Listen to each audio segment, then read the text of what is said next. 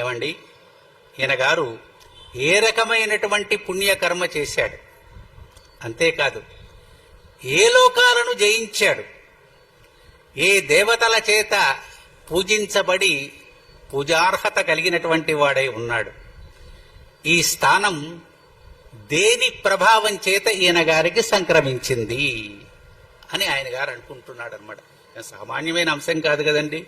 మనం ఎవరైనా పెద్దలు కూర్చునే ఆసనంలో వెళ్ళి బుడింగని మనం వెళ్ళి కూర్చున్నామంటే అది అర్హత తగునా, దానికి ఒక విశిష్టమైనటువంటి యోగ్యత ఉంటుంది.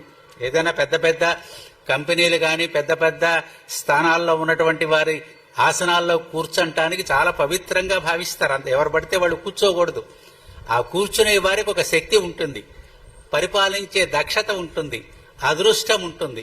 అలాంటి అదృష్టవంతులైనటువంటి వారికి చెందినటువంటి దానిలో దురదృష్టవంతులు వెళ్ళి కూర్చునే అధికారం ఎవరికి లేదు.